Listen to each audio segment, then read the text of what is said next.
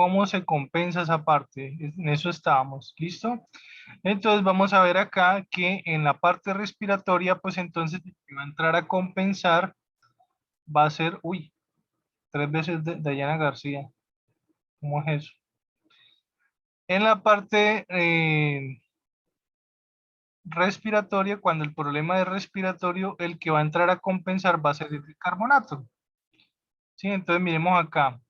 En alcalosis respiratoria, el PCO2 disminuye y para compensar, el bicarbonato va a intentar disminuir también.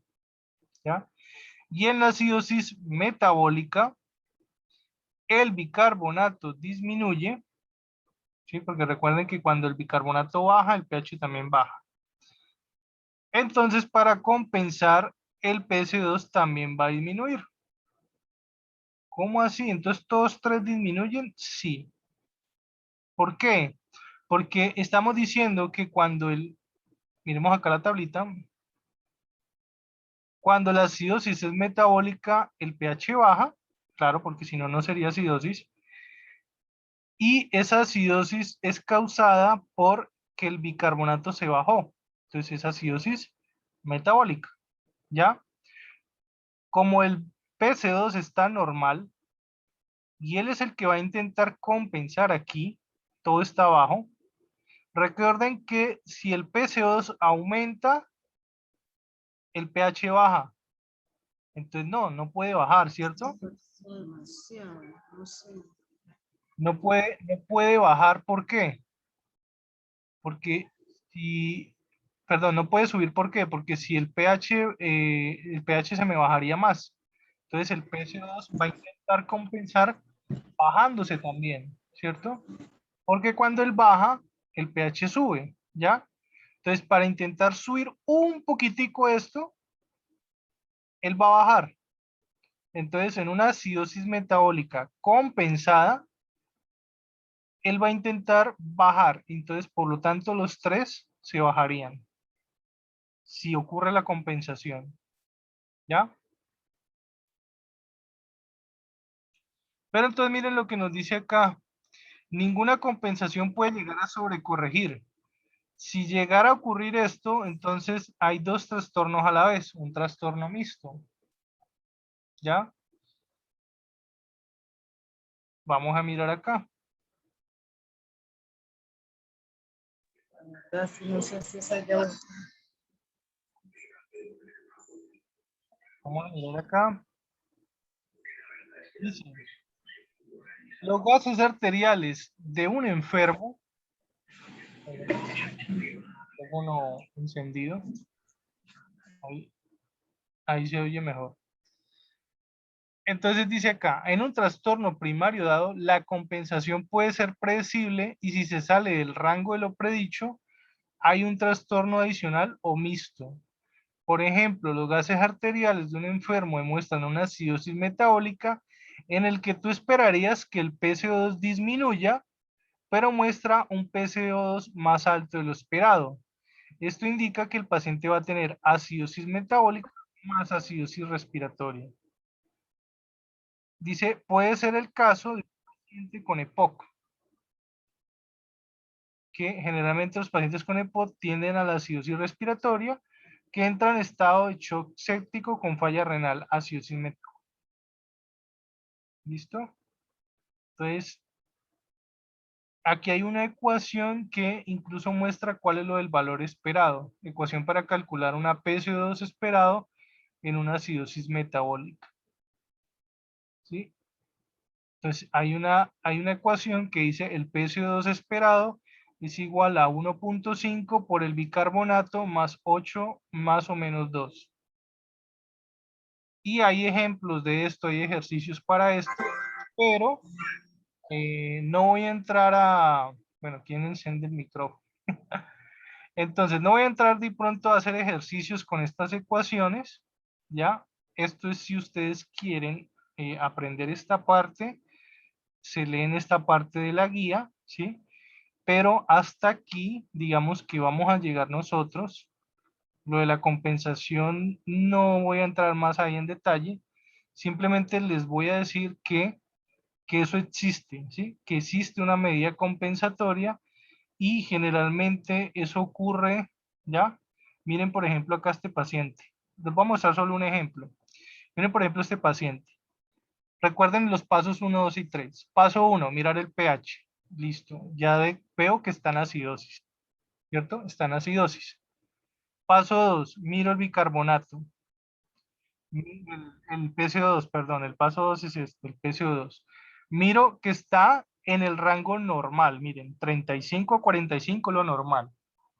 Entonces, el problema no es la respiración, ¿cierto que no?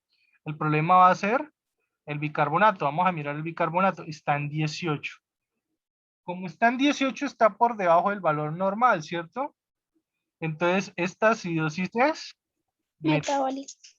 ¿listo? ¿Cómo está el dióxido de carbono? Está en el límite mínimo, ¿sí? ¿Qué significa eso? Que el dióxido de carbono en cualquier momento va a entrar a compensar el daño hecho por la parte metabólica, ¿sí? Es decir, el dióxido de carbono va a empezar a disminuir más, por eso está en el límite mínimo, va a empezar a disminuir más para intentar de que el pH suba. ¿Por qué? Porque cuando el dióxido de carbono se baja, el pH sube, ¿sí? Recuerden que el dióxido de carbono es ácido. Si él subiera más, entonces el pH se volvería más ácido todavía. Entonces no, él va a intentar disminuir, ¿ya? Entonces acá hay unas ecuaciones para eso, para calcular si el PCO2 es el esperado, ¿sí? ¿Qué pasaría? Si esto en vez de disminuir se aumenta, que no sería lo esperado, por eso se habla de valor esperado, si esto se aumentara, pues iría en contra de la medida compensatoria, ¿sí? La medida compensatoria va a intentar arreglar el pH, pero si esto aumentara, el pH antes se volvería más ácido todavía. Y en ese caso, yo tendría que pensar que entonces el paciente no tiene uno, sino dos problemas. ¿Por qué? Porque hay un problema que está alterando su metabolismo y por lo tanto el bicarbonato se está yendo al piso. Pero fuera de eso, hay otro problema que está haciendo que en vez de disminuir la PC2 aumente. Entonces, el paciente en este caso, si esto ocurriera, o sea, si esta PC2 se aumentara más, en ese caso estaríamos hablando de que el paciente no tiene una, sino dos acidosis, ¿sí? Tendría acidosis metabólica y tendría acidosis respiratoria, ¿ya? Y eso es lo que se llama un trastorno mixto, cuando el paciente tiene los dos tipos de acidosis. ¿Listo? Bueno, niñas, vamos a dejar hasta ahí. Les voy a mandar este documento para que lo lean, para que lo estudien si quieren. Y mañana, vamos a ver si mañana vemos oxigenoterapia, para ver lo del oxígeno, para ver la saturación de oxígeno. Y van a ver cómo eso se complementa con esto de acá. Porque miren, si se fijan, si han sido pilosas y han estado pendientes de la clase todo el día de hoy, se darán cuenta que en ningún momento mencionamos a este. Toda la clase estuvimos hablando del pH, del bicarbonato y del dióxido de carbono, pero en ningún momento hablamos de este. Yo les decía que este me sirve, es muy útil, claro que sí, eso no está ahí de adorno, es muy útil saber la PO de un paciente, ¿ya? Pero como les decía, esto está relacionado con otro tipo de problemas, con otro tipo de trastornos que tienen que ver más con la oxigenación de la sangre, con la parte respiratoria, como la forma en que el oxígeno llega a los alvéolos, a los capilares pulmonares, o sea, tiene que ver con otro tipo de enfermedades, ¿ya?